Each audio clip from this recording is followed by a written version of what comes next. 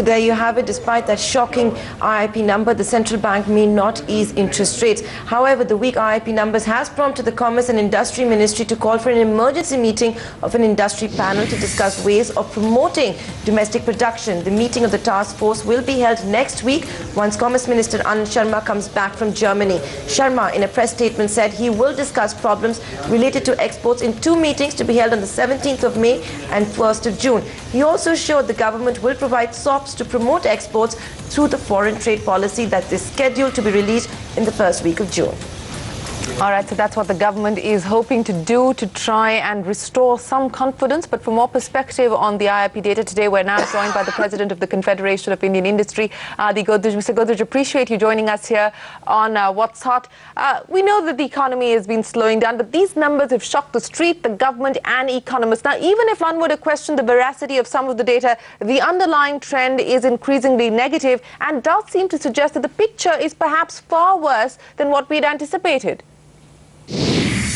Yes, absolutely, Shireen. These numbers were very disappointing, and it's very important that the corrective action should be done even faster than we had suggested earlier. I think two things need to be done.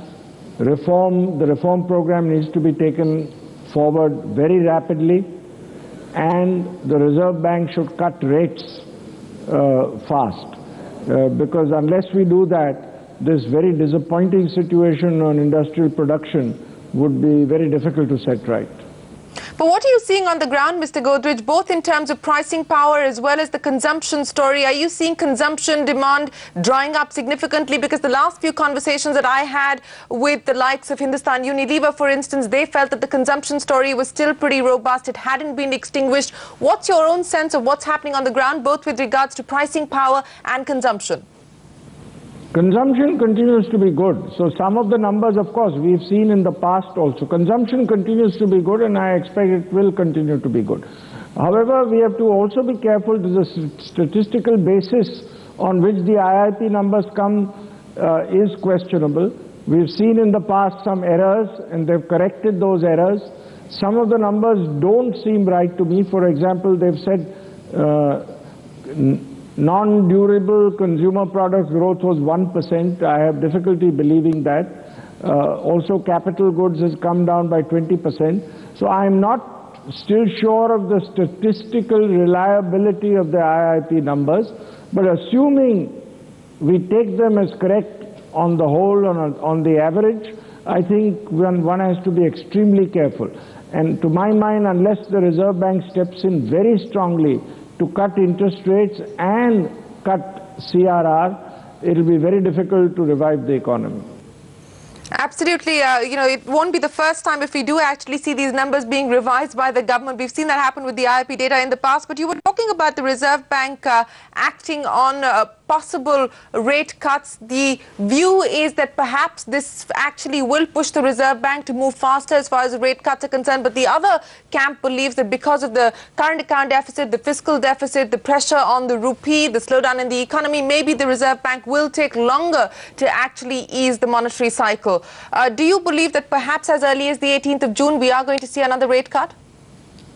Well, I don't want to say what I believe, but I do feel it should be cut, both the rate and the CRR.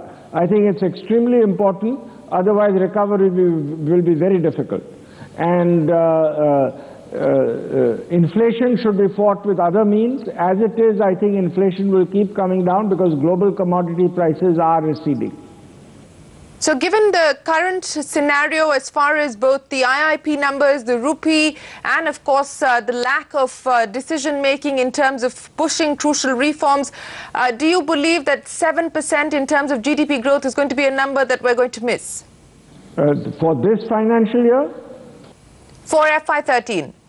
Yes, for FY13, I don't think we will reach a 7% growth rate unless corrective action is taken quickly. This trend clearly indicates that it's a difficult number to achieve unless we bring in both reform and rate cuts. Well, 7% looks a tough task. Adi Godrej, always appreciate speaking with you here on CNBC TV 18. Thanks very much indeed. That was the view on the IIP data. Onto the markets now. Continue to be fairly volatile, both the Sensex and the Nifty.